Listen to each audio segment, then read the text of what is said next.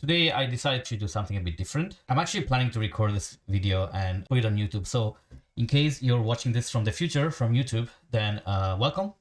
Welcome to this video, welcome to my channel, welcome to my Twitch or YouTube. Today we're doing something a bit different. We're going to be talking about Japanese grammar.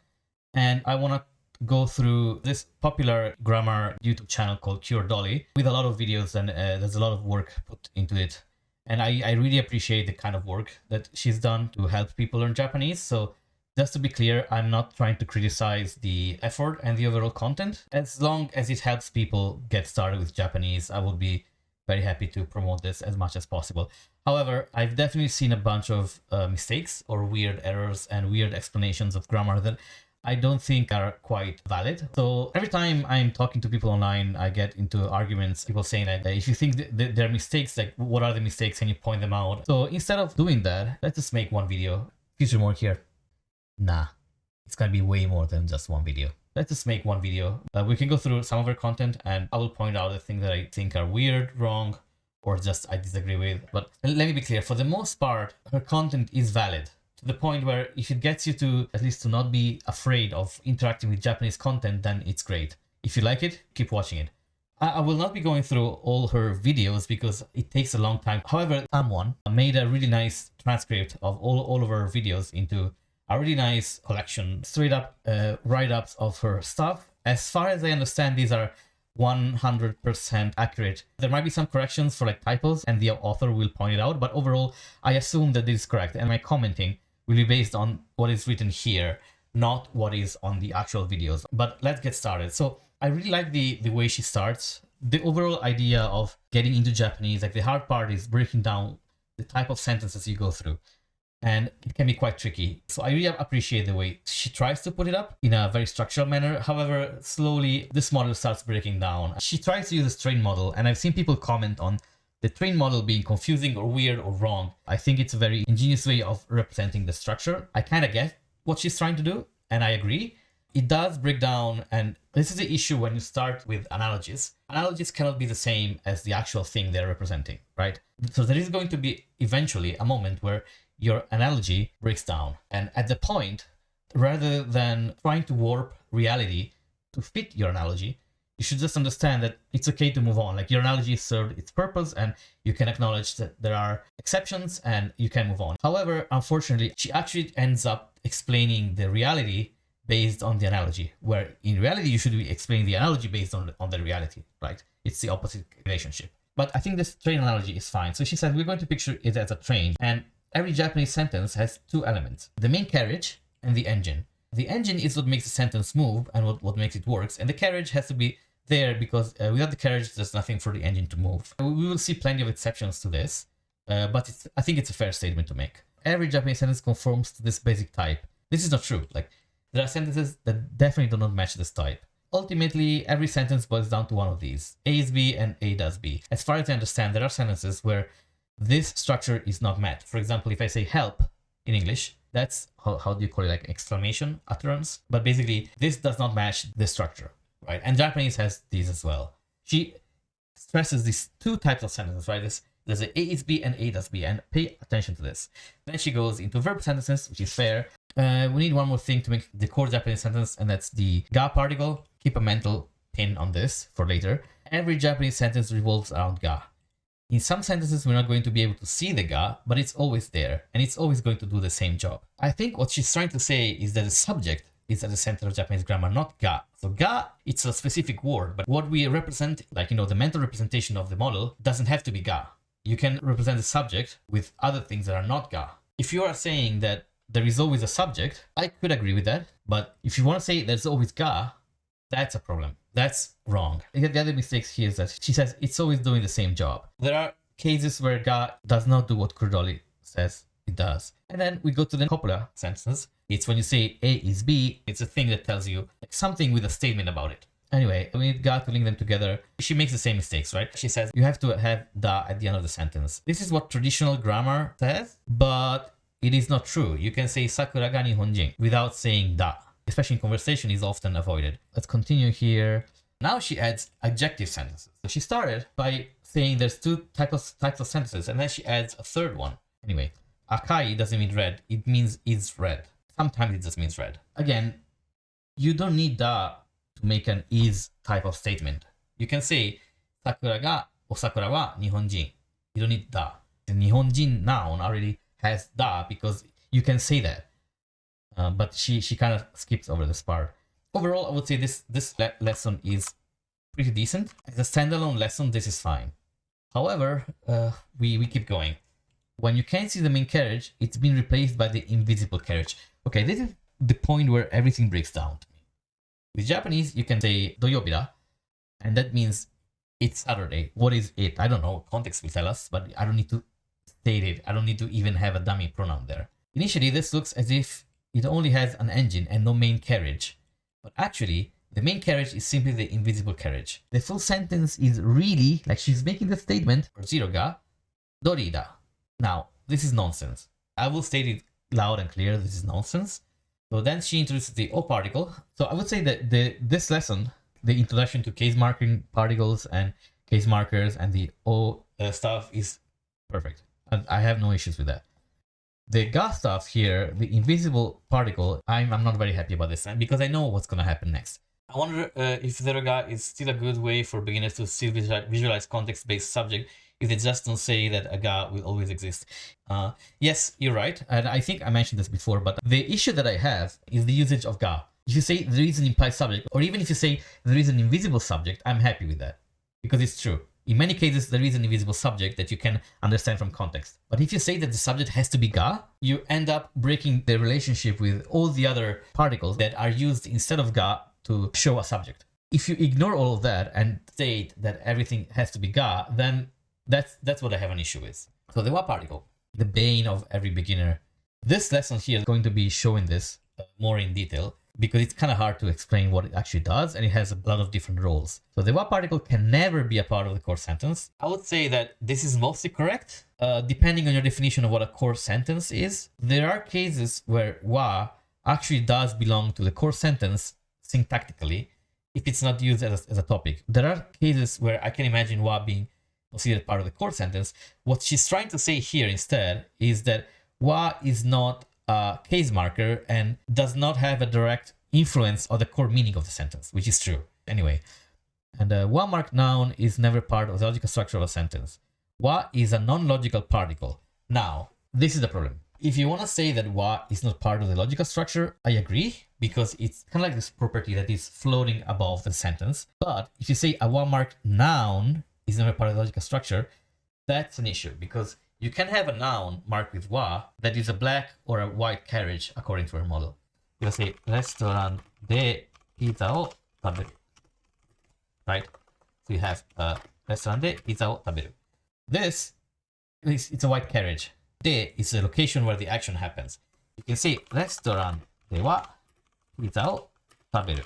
This turns this part as you can say topic or contrasting marker. But this means this part here is still a white carriage according to our model. A wa marked noun can be a part of the logical structure. If you take out wa, it's still part of the logical structure of the sentence. If wa is not a black car or a white car, what kind of carriage is it? Well, it's not a carriage, it's a flag. And I really like this approach. I think it's a very genius idea of representing the model, and it kind of matches my internal understanding of the language, right? Some particles, I call them like meta particles. They go above what they mark. So you have wa, mo, koso, sura. Anyway, if you have some of them, these all cover the same abstract aspect of the language that is not case marking. You connect them to case marked particles and they add nuance. They don't change the meaning. Some of the textbooks will tell you the sentence like "Watashi wa America jin da." It mean, as for me, I am an American. I don't like this translation, but that's true. You can think of it like that. If they will stick with that logic and carry it through, we wouldn't have the trouble we have. So this sentence here is the core of why I fundamentally disagree with the way this explanation is being done. You're taking an analogy which works for some cases, but you take it too far. You think that because your model applies to some simple examples, then that's the correct way of thinking about Japanese. What Cure Dolly is saying here is that every time you see wa, it is equivalent of saying as for me in English. And this is why she makes a statement, if they will stick with that logic and carry it through, the main issue is you make an analogy. So analogies or like models are great because they allow you to break down things in a way that is easier to explain. The absolute sin you risk making when you make analogies is when you use the analogy to explain reality. If I say all books are made of paper and you tell me, what about papyrus? Like ancient Egypt or whatever, they're made of papyrus. Is that paper? Then I will say, okay, that's an exception. But I can say, well, papyrus is paper. So you're changing your definition by saying something that is not what it's supposed to be. You make it paper because it fits your general model. And that's a concession we are willing to make to follow the analogy. And then I say, what about digital books? That breaks your model, right? Then you get to a point where you have to accept that your model doesn't work for everything. And that's fine. Your model did its job and you already got where you wanted it to get to. But if you stick to it too long, you end up rejecting reality. And that's the issue that I have with this. And here she makes the sin. Watashi wa zero ga America jin da. Because under her model, watashi wa can never be the subject. The subject must be ga. So if I see wa here, it's not the subject. So there must be another ga somewhere. She's so close that it hurts. Watashi wa is, for all intents and purposes, the subject of the sentence. The wa is hiding the ga, but it is the subject. It doesn't change that. Just because in some sentences the wa is not a subject, it doesn't mean the wa is not a subject in this sentence. It's the subject and the topic. And she introduces the Unagi-bun, which it is the perfect example to prove that she's wrong. There is an old joke among Japanese learners, and it's only possible because of how badly Japanese is taught. This joke exists in Japanese grammar. It's called Unagi-bun. And it's not just for Japanese learning. Like Japanese people learn this in school, in university. It's a core funny part of the language. So the joke is, a group of people are dining in a restaurant and they're discussing what they're going to eat. And somebody says, watashi wa unagi da. Unagi means eel. So the joke is that this person has literally said, I am an eel. After all, if watashi wa America jin da means I am an American, then watashi wa unagi da means I am an eel. Except, watashi wa America jin da doesn't mean I am an American. It means, as for me, I am an American. So she says the wa here is a topic, not subject. But it seems like a subject because in English you say I am American. This one, topic, not subject, because otherwise it's nonsense. He's basically saying because we are using wa, we can do this. It really means, as for me, I am American. As for me, I ordered the eel. In watashi wa America jin da, she says there is watashi ga. In watashi wa unagi da, zero is not watashi. Zero is it. It is the eel. Whatever that it is, like the dummy pronoun. What if I told you that the sentence watashi ga unagi da is also correct? This sentence means I am the one that ordered the eel. There is a possible situation where you would say watashi ga unagi da. And this means I am marking the subject, or I am stating that I am the one as opposed to other people. I am the one that did that. According to Cure Dolly, this is impossible. Again, let me be clear. This is a valid grammatical sentence. But according to Cure Dolly, if you say watashi ga unagi da, this is the fundamental problem. Because ga must be the subject, it means that watashi ga unagi da means I am the eel. It cannot mean the same as this. Again, this is wrong. It's not just that the model doesn't work. She's warping reality. She's putting forward the counter argument that is based on wrong assumptions that she's correct. Anyway, she then introduces the ni car. Then she talks about indirect object. So we can say whatever we like in Japanese so long as we have the logic of the particles correct. For the most part, it's true. Now she introduces y to the sentence, and she introduces the hidden ga particle again. Now, this is interesting. Let's give the wa to the ball. She says that there's zero o here. The thing that she fails to do in this example is, what if you put the wa next to the ni? If you say, Sakura ni wa watashi ga boru o nageru. If you say that, if you do this, what is going on here? Why is the wa attached to ni? Why is it not zero ni here? Could this be that this zero stuff is nonsense? Maybe. This is the core of the matter, right? Like wa hides ga and o. It doesn't go as an external thing. It hides them. And you can see this etymologically. There is a particle, oba. This particle is kind of obsolete in modern Japanese, but it comes from o plus wa. In modern Japanese, this is just wa, because the wa hides the o. She's saying here that there is a hidden o because the object has been marked with wa. If o works the same way as ga, which she's assuming here, then o ba means that boru wa is just all hidden by wa. This is another example why I think this part is incorrect. But she's correct in stating that the wa doesn't change the core meaning of the sentence. This is true. It changes the nuance. It changes the topic. So overall, what did I think of this lesson? It's a mess. The overall meaning is fine. Again, I'm not saying this is 100% wrong, but no. Anyway, talking about verbs, most of the time the Japanese non-past tense refers to future events. I don't like this statement most of the time, but I guess it's fair. Sakura ga aruku, Sakura will walk. I mean, these statements in a vacuum, I will not use the future tense. But anyway, inu ga taberu, I would say a dog eats. As example sentences in a vacuum, I wouldn't default to the future tense, but it's not wrong to think about it this way. So continuous action and teiru form. In English, we say Sakura is walking. We use the word to be. You can be walking. Fortunately, in Japanese, we don't have all these different forms of the word to be. We use the same word every time, and the word is iru. Iru means be in relation to animals and people.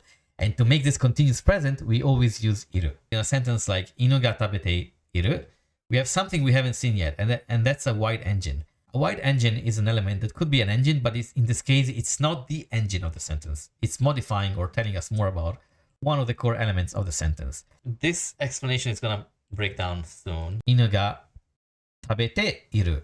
Now, let's see what she's cooking. So, the core of the sentence is inu ga iru.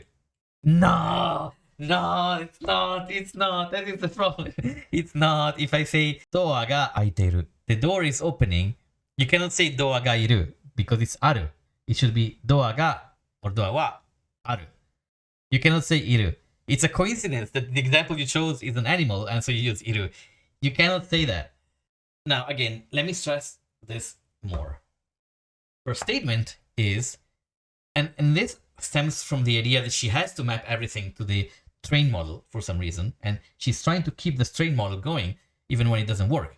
Remember, she stated that every sentence has a core subject and a core action or statement. And that's why she's trying to do inu ga iru. The core is inu ga and iru. So she's saying that because originally she stated that you can always remove everything else from a sentence and only keep the core elements, you can remove the tabete and inu ga iru is correct. In this case, it works. If here is instead of inu, you had like an object, you would have to use aru, not iru. So it's wrong. Like you cannot do this. You should just know that teiru is a thing and that's how it is. Now, tomorrow is what we call a relative time expression. So she makes this new carriage thing. It's like a relative time marker.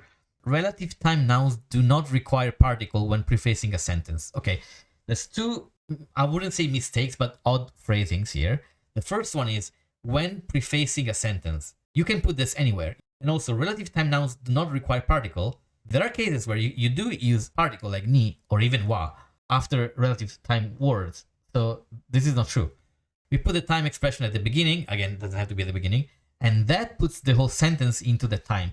So this statement is weird because you're saying you put it at the beginning and that's the reason why that puts the whole sentence into the time. You can put it anywhere you want. It doesn't have to be at the beginning. However, when we have an absolute time expression, we have to use ni. Again, this is wrong in the other direction, right? Tuesday is kayobi and we might say kayobi ni zero ga whatever, keiki o taberu. So on Tuesday, I will eat cake, right? Ni marks time when action takes place, which is true. However, you can also say kayobi wa keiki o taberu, and it's totally fine. You don't need the ni. So we have to use ni is not correct. So what did I think about this lesson? Lesson 4. I like that she approaches the duality between non-past and past instead of saying present or future. The teiru stuff is a mess. It's really, really concerning to me. And she didn't, I don't think she even mentioned the fact that teiru is actually often used in a stative tense. So it's not an ongoing action. But then maybe she talks about this later. And the time expression it's extremely simplified and then taken to an extreme. So let's move on to verb groups and te form. If I remember correctly, this lesson is mostly okay. She talked about 5-level conjugation. That's fine. Te form, like it's really hard to mess this up. And I really appreciate that she mentioned that iku also has the exceptions in te form. She says, and those are the only exceptions. There are other exceptions, but I'm willing to take it. I don't want to refer out beginners with some stuff that they don't really need. And my review of this lesson, I mean, there's nothing wrong here. So this lesson is good. So 6 adjectives. What schools never teach. Wow, this is super clickbaity. Any one of the three kinds of engine can be used like an adjective. Okay, so she's talking about the descriptive usage. So every engine can work like an adjective. So she's explaining relative clauses. E-train adjective. A simple E-train sentence is pen ga akai. Akai doesn't mean red, it means is red. Again, this is what I don't like. It would be nice if you say it's easier if you think instead of red, if you think is red. Saying it doesn't mean red, you're saying things that are lies. We can turn this black engine wide and put it behind the pen. Now we have akai pen ga. I assume she's going to complete the sentence with something else. Akai pen means is red pen, or as we say in English, a red pen. As you see, this isn't a full sentence in itself anymore. Well, technically, akai pen is a complete sentence. It just means it is a red pen. Like, it can be considered a sentence fragment, but it can also be used as a standalone. If we want to make it into a full sentence, we have to have a new engine. So let's take chisai. Akai pen ga chisai. Is red pen is like, what is the point of, like, who is this helping? Anyways, I don't want to stress this topic too much. Using verbs like adjectives. Now, if you're worrying about na-adjectives, don't worry, they are nouns. Okay, this is wrong. Na-adjectives are not nouns. Sometimes they are, but not all of them. This statement is a strong statement and it's incorrect for the most part. And using adjectival nouns as adjectives, this brings us to the noun engine. When we turn da or this into a white engine, when you connect it to anything, it changes its form from da to na. This is true insofar as it only applies to nouns that can be used as na adjectives. There are many other nouns that you cannot turn da into na. You have to use no. But the important thing to note here is that you can do this with every noun. Okay, at least she said that. Okay, I'll give her some credit. These are what the textbooks call na adjectives, and it's a slightly confusing term because we see they are in fact nouns. I mean, if you want to say they are a certain class of noun, I think you can, but I don't really like this. Just to make it clear what I'm talking about here. So you have genki, the na adjective, and also a noun. So you can say watashi wa genki. I'm genki. Or you can say genki na watashi wa nani nani. You can also say genki ga deru as a noun. Genki is the concept of being full of energy. So you say genki ga deru, it means you're getting high in spirits. Now this is because genki is both a na adjective and a noun. You say shizuka, this is only na adjective, not a noun. You can say heya wa shizuka, the room is quiet, or shizuka na heya wa nani nani nani. You cannot say shizuka ga something. Shizuka is something is quiet. If you want to say the quietness or like the stillness of the air or something, you say shizuka sa, or more naturally, shizuke sa. You cannot say shizuka wa or shizuka ga. This is the key difference. The way Cure Dolly explains it is wrong. It's not 100% wrong. I do acknowledge that there are some linguists and some models where they do call them nouns, but anyway, I don't like it. There are differences that I think we should acknowledge and separate them in different buckets. So to explain this, we have to introduce a new type of car for our train, and this is the no car. No is a very simple particle because it works exactly like apostrophe S in English. Exactly, that's a strong statement. Watashi no hana means my nose, or as shown literally me's nose, because nothing is better than turning some very simple, very basic explanation like my nose into me's nose. It's what I'm saying earlier about analogy and models not fitting reality and trying to fit reality into a model. The paper book stuff, right? She said, no particle always works like apostrophe S in English, exactly like it. Like all books are made of paper.